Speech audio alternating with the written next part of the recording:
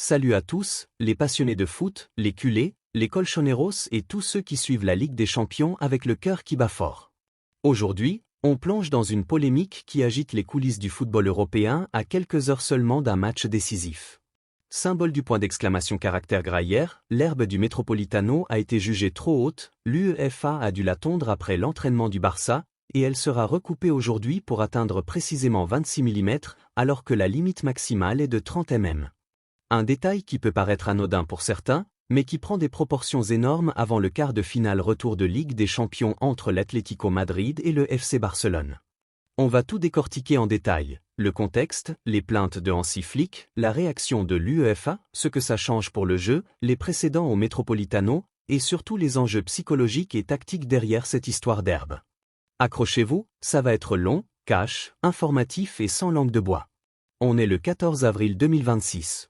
Le Barça arrive à Madrid pour le match retour des quarts de finale de la Champions League, avec un déficit de 2 buts à remonter après la défaite 2-0 au match aller au Camp Nou. Une élimination historique menaçait déjà après ce revers, avec en plus un carton rouge pour Pau Cubarsí qui a compliqué les choses. Hansi Flick, le coach allemand, n'est pas du genre à se taire. Dès l'entraînement de lundi soir au Metropolitano, il a été vu en train de pointer du doigt la pelouse, de discuter longuement avec le délégué UEFA Christian Kofoed, le visage crispé. Il n'était pas content. Pour lui, l'herbe était trop haute et surtout trop sèche. Ça ralentit le ballon, ça gêne le jeu de possession que le Barça veut imposer, et ça favorise le style plus direct, physique et de contre-attaque de l'Atlético de Diego Simeone. Le Barça n'a pas laissé passer. Le club a officiellement demandé à l'UEFA de mesurer la hauteur de l'herbe. Résultat des mesures, elle dépassait légèrement ce qui est considéré comme optimal. Selon le règlement UEFA, la hauteur maximale autorisée est de 30 mm, mais pour un match de ce niveau, il vise souvent autour de 25 à 28 mm pour que le ballon roule bien et que le jeu soit fluide. Hier soir, après que les joueurs du Barça aient terminé leur séance d'entraînement, l'UEFA a fait tondre la pelouse un petit coup. Et ce n'est pas fini, ils ont confirmé qu'elle serait tondue à nouveau aujourd'hui, juste avant le match, pour qu'elle ne dépasse surtout pas les 30 mm et qu'elle atteigne idéalement les 26 mm. En plus, l'UEFA s'est engagée à ce que la pelouse soit bien arrosée avant le coup d'envoi et à la mi-temps. C'est un engagement clair donné lors de la réunion matinale entre les deux clubs et l'instance européenne. Elena Condi, journaliste de COP, a été l'une des premières à relayer l'info avec précision. Hier, l'herbe du Metropolitano a été jugée trop haute, ce qui a conduit l'UEFA à la tondre un peu après que les joueurs aient terminé leur entraînement. L'UEFA a également confirmé qu'elle serait tondue à nouveau aujourd'hui afin qu'elle ne dépasse pas 30 mm. Ils veulent qu'elle soit de 26 mm, cette info a vite fait le tour des réseaux et des médias espagnols comme Marca, Mundo Deportivo ou AS. Du côté du Barça, on respire un peu mieux. Hansi Flick avait clairement exprimé ses inquiétudes sur la hauteur et le manque d'humidité qui pouvait rendre le ballon lent et imprévisible. Lamine Yamal lui-même, pendant l'entraînement, aurait remarqué que le ballon ne roulait pas comme il faut. Pour un joueur technique comme lui, qui vit de dribbles, de vitesse et de passes précises, une pelouse haute, c'est comme jouer avec des freins. Maintenant, regardons les choses en face. Ce n'est pas la première fois que la pelouse du Riyad Air Metropolitano fait parler d'elle. Le stade de l'Atlético a souvent été critiqué pour son gazon qui peut être irrégulier, parfois sec ou trop long selon les matchs. Des études et des rapports UEFA ont déjà pointé du doigt que des pelouses inégales augmentent le risque de blessure jusqu'à 20% chez les joueurs, à cause des appuis qui glissent ou qui accrochent. Les supporters du Barça se souviennent encore de certains matchs où les joueurs semblaient patiner, où les passes courtes devenaient risquées. L'Atlético, de son côté, défend son terrain bec et ongles. Pour eux, c'est une pelouse normale, adaptée à leur style de jeu intense, avec beaucoup de duels et de transitions rapides. Le président Enrique Cerezo a même balayé la polémique d'un revers de main, il n'y a rien de nouveau, c'est un cirque ridicule.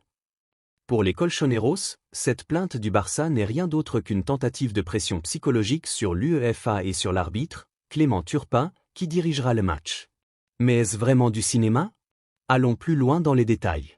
Selon les règlements UEFA, la hauteur de l'herbe doit être uniforme sur toute la surface et ne pas dépasser 30 mm. L'idéal pour un match de haut niveau est souvent autour de 26 à 28 mm, car ça permet au ballon de rouler vite sans trop rebondir ou ralentir.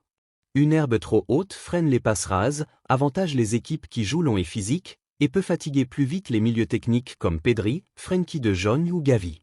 Hansi Flick, qui vient d'un football allemand très exigeant sur les conditions de jeu, c'est parfaitement ça. Il a demandé explicitement que la pelouse soit arrosée au moins 1 heure avant le coup d'envoi, comme le prévoit parfois le protocole. L'UEFA a donc pris les choses en main, mesure officielle, tonte hier soir après l'entraînement, nouvelle tonte aujourd'hui et arrosage garanti. Ce qui est intéressant, c'est que cette affaire arrive dans un contexte déjà tendu. Le match aller a été marqué par des décisions arbitrales contestées, un carton rouge controversé et une frustration blaugrana. Pour le retour au Metropolitano, où l'Atlético est redoutable à domicile, le Barça doit tout donner pour renverser la situation. Une pelouse qui ralentit leur jeu de possession pourrait être un handicap majeur. À l'inverse, si l'herbe est courte et bien humide, le ballon filera mieux, les combinaisons techniques passeront plus facilement, et des joueurs comme Lamine Yamal, Rafinha ou Lewandowski pourront exploiter leur vitesse et leur technique. Du côté de l'Atlético, on voit ça comme une guerre psychologique. Simeone adore ces petits détails qui perturbent l'adversaire. Le Metropolitano est une forteresse, avec un public qui pousse comme nulle part ailleurs, et une pelouse qui, selon eux, est toujours la même. Mais quand l'UEFA intervient personnellement pour faire tondre et arroser, ça montre que les plaintes du Barça n'ont pas été ignorées.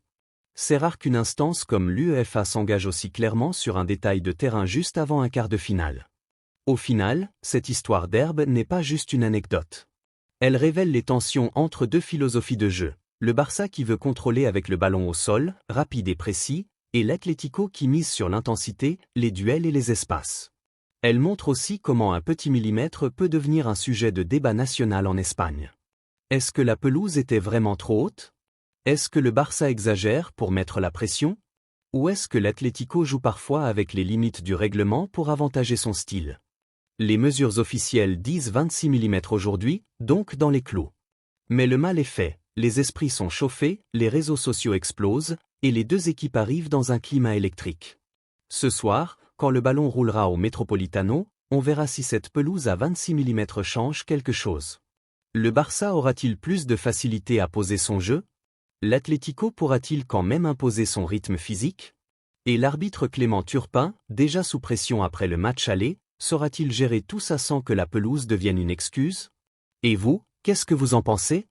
Est-ce que cette polémique sur l'herbe est du pur cinéma de la part du Barça pour déstabiliser l'Atlético, ou est-ce une plainte légitime sur des conditions de jeu qui doivent être équitables? Hansi Flick a-t-il eu raison de pointer du doigt la pelouse dès l'entraînement? Est-ce que 26 mm versus 30 mm change vraiment le match? Le Barça va-t-il réussir à remonter les 2 buts ce soir grâce à un terrain plus favorable? Ou est-ce que l'Atlético va encore montrer que le Metropolitano reste une forteresse quoi qu'il arrive? Balancez vos avis sans filtre dans les commentaires, débattez, engueulez-vous si vous voulez, mais restez respectueux. Likez si cette histoire d'herbe vous a fait sourire ou si vous suivez le Barça jusqu'au bout. Abonnez-vous et activez la cloche pour ne rien rater des analyses longues et détaillées sur la Ligue des Champions, la Liga et tous les grands rendez-vous du football européen. La saison est encore pleine de rebondissements, et ce quart de finale s'annonce brûlant. Merci d'avoir écouté jusqu'au bout. On se retrouve très vite pour le débrief du match. Visca el Barça et que le meilleur gagne ce soir. Allez, je vous lis dans les commentaires. À très vite.